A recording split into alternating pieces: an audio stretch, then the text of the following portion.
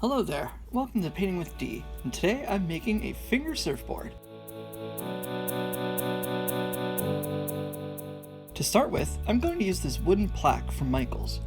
The dimensions are 4 6/8 of an inch by 6 5/8 of an inch, and I think I paid about $1 a piece for these.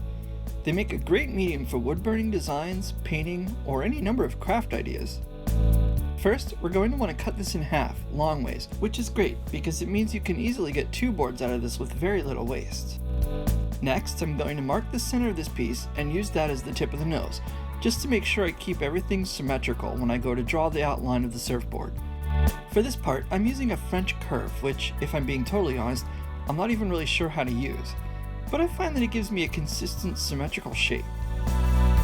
Feel free to either cut out a picture of a surfboard for your shape, or just go ahead and freehand it if you feel comfortable enough drawing your own.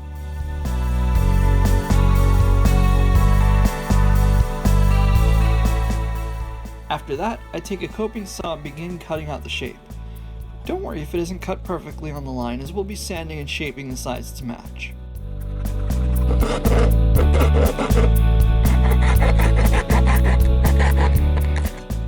Now, I'm not the world's best shaper by any means. I've never had formal training or anything like that. I'm just doing my best to approximate the shape of a surfboard and hoping for the best. I mean, after all, it's not like I'm going to be riding this. I'm just using it for decoration and as something fun to experiment and practice painting patterns on. So keep that in mind. I must say, however, that this is my second favorite part of the process. It's a lot of fun.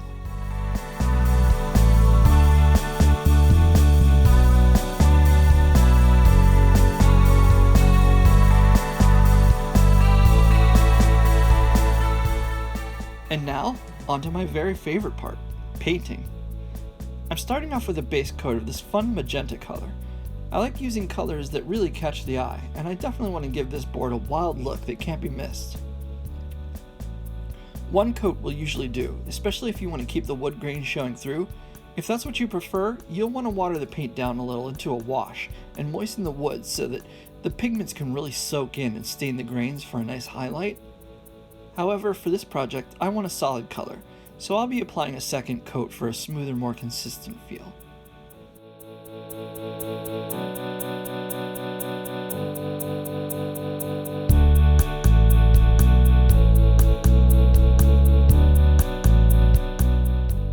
Next, I want this to be a checkerboard pattern, so I have to apply a lattice of tape strips to make the first set of squares. For this, I'm using painter's masking tape.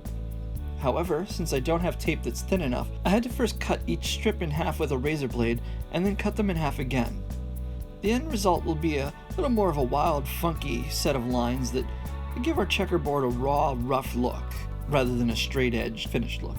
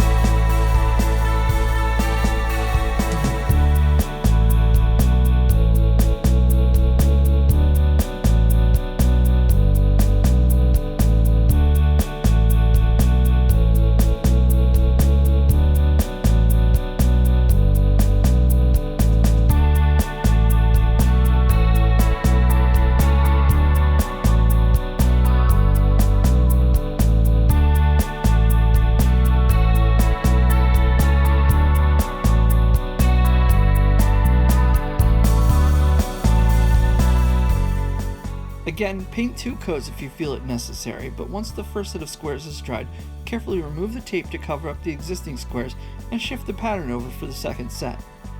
You might even consider using a third color for this step to make things even funkier.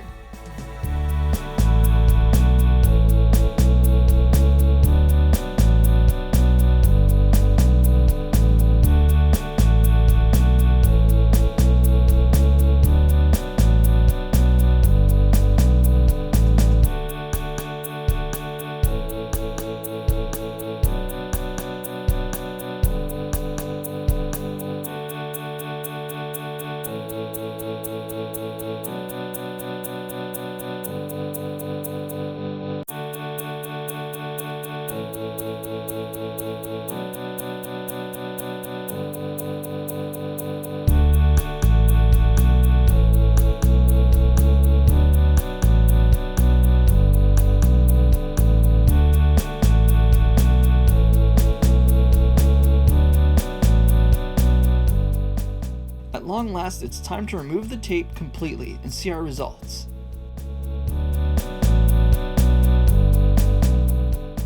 What do you think? Is aquamarine on magenta eye-catching enough for you? It certainly clashes. From here on out, it's up to you. You might want to consider using the cast-off wood pieces to shape into fins and attach them with super glue, or if you want a glossy epoxy and fiberglass look, go ahead and coat the board with a few layers of varnish to make it extra smooth. It's totally up to you. Thanks for watching, like and subscribe for more.